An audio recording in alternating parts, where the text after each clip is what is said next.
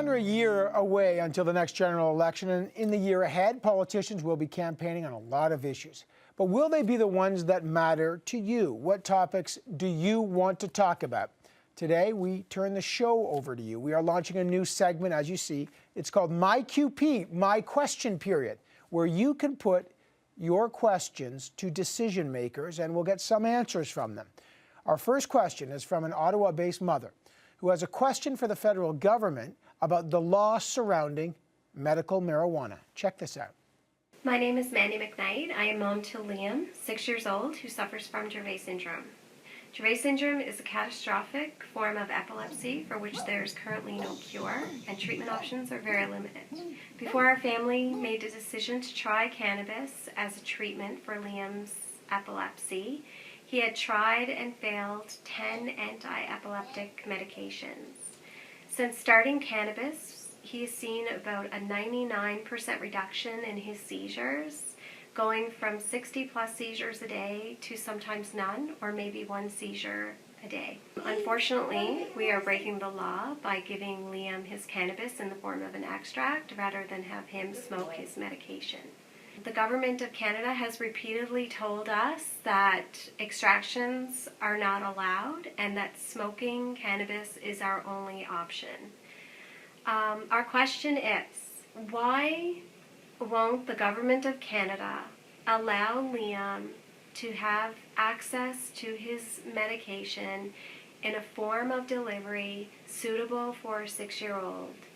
Why does our 6-year-old son have to smoke cannabis?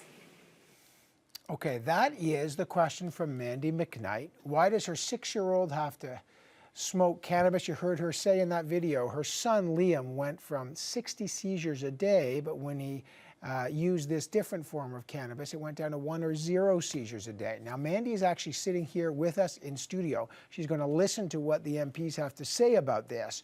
We did ask the government for their reaction. They said they could not talk about this issue with us because they say it's before the courts. Now, the law that prohibits medical marijuana from being ingested as an oil was actually struck down by the BC Court of Appeal in August, but in September, the government appealed that, and the case will now be heard by the Supreme Court of Canada, which is why the government says they won't come on the program today. But the Parliamentary Secretary to the Minister of Health, Eve Adams, did send us this statement, and I'll read it to you now. All authorized medical drugs are subject to strict research and regulatory requirements so that patients can be certain that their medicines have been assessed for safety, effectiveness, and quality. Clinical trials are the appropriate path to ensure that patient safety can be protected and so that evidence on the effectiveness of any new proposed drug can be collected. So, is the lack of clinical trials a valid reason to make cannabis oil illegal? How should children like Liam, in this very particular case with his form of epilepsy, how should he take his treatment? Joining me now with their thoughts, the NDP health critic, Libby Davies, and the Liberal public safety critic, Wayne Easter. I want to say thanks for being here as part of our first My QP, where people send in their videos and their questions, so I appreciate it. Let me start with you, Libby Davies. Where do you stand on this, hearing Mandy's story and her son, on making medical marijuana available in different forms to people like Liam? I think I can answer her question when she says, why won't the Conservative government allow her young son to use another form of marijuana, such as an ointment or a tincture or something like that? And I think it's because we have a government that is focused on an ideological position when it comes to marijuana instead of a realistic, pragmatic, evidence-based position. You know, I'm on the Health Committee of Parliament. We just finished a report that was called The Risks and Harms of Marijuana. We did have evidence about medical marijuana. The Conservatives were not interested in that whatsoever. All they wanted to focus on is one side of the question. And so I do think there's a huge problem when we have a government program that's been mandated by the courts, and when people know that something works and is helping, in this case, Mandy and her son. I mean, it's unbelievable to me that she's not able to use the product that she needs. Wayne Easter, if you were in government, would you make medical marijuana available in an extract form or a tincture form, whatever, for example, for kids like Liam who are suffering from this form of epilepsy? Well, I think it's an extremely serious issue that needs to be looked at with the objective of making it available. I think from this government's perspective, there is some real bad optics around marijuana. I don't agree with the government on it. But when you look at the case of Liam and others, I have some in my own writing, in fact, as well, there's two things here. There's real lives at stake in terms of their health and what marijuana in another form could do to improve their health and make their lives better. And there's a second issue that Mandy faces. As a parent, you want to do the best you can for your child, but you've got to do it in this instance in a way you're breaking the law.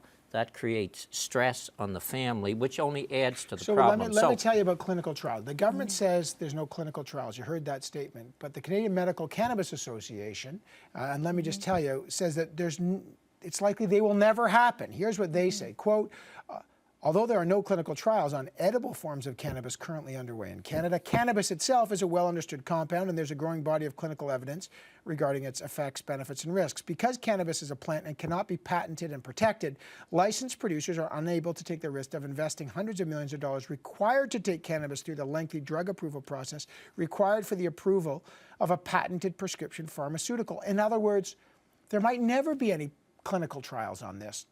But aren't clinical trials critical so we understand if drugs are healthy for Canadians? Well, I think research is really important, number one, and certainly in the NDP minority report on this report on the risk and harm of marijuana, we did call for more research, and there were witnesses that did also call for research, clinical trials. I don't think that's impossible to do, but the fact is, Evan, we already have examples and evidence now where different kinds of products are helping people.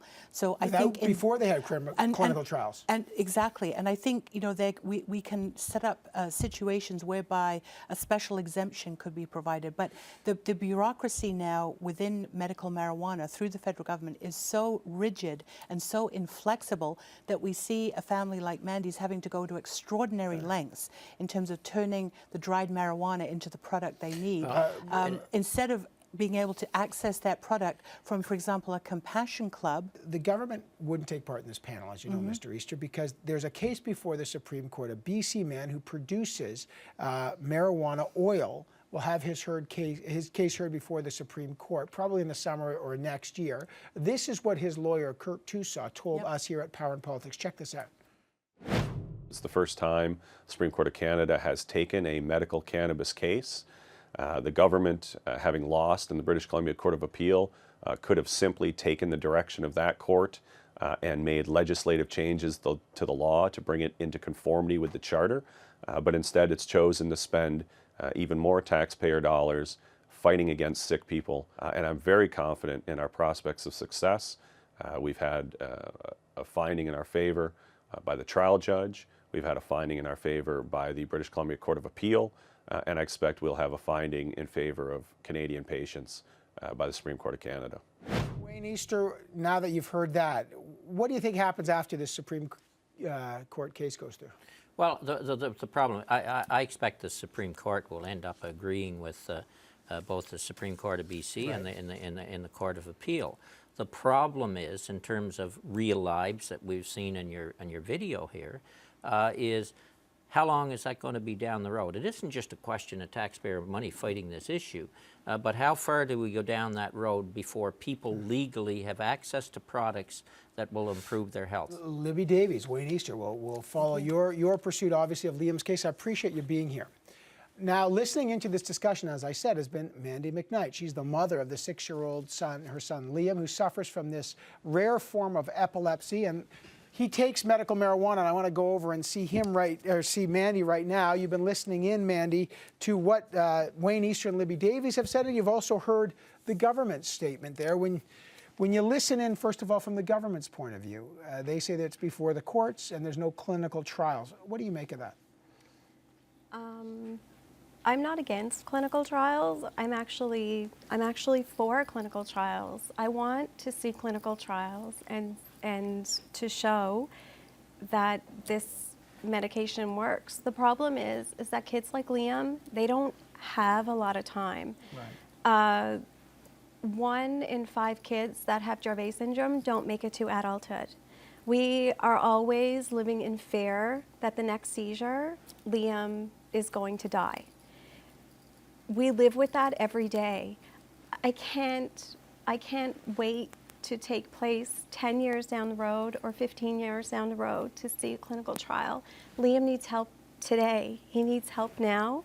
He's using the cannabis oil, and we're seeing huge improvements. But you're breaking the law. Yes. When you use that, you feel like a criminal, and you're helping your son. Yeah, we do. But I feel like, and I'm sure every parent feels the same way, I feel like my mission in life right now is to save his.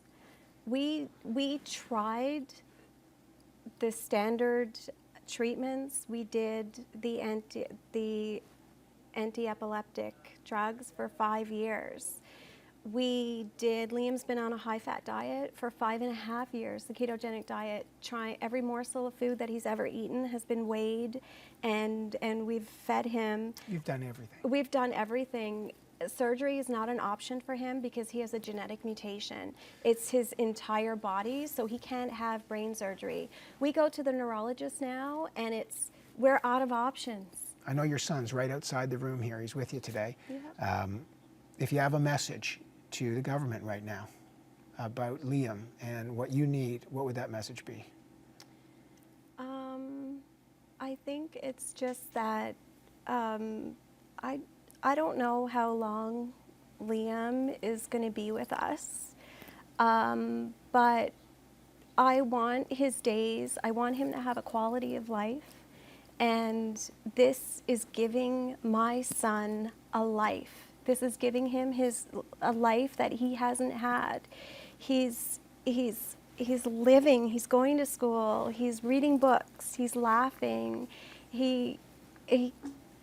I just feel like it's our responsibility, all of us, it's our responsibility to do everything that we can to help kids like Liam. There's moms and dads and caregivers across this country who are making oils in crock pots in their kitchen. They shouldn't have to do that for their sick kids and their sick grandkids. It should be something that the government is helping us with. This is a matter of life for your son. It is. It is. You're looking for some answers from politicians. I appreciate you telling your story, and when we get answers, I promise you, we'll have you back and we'll follow this case. Thanks. Thank you.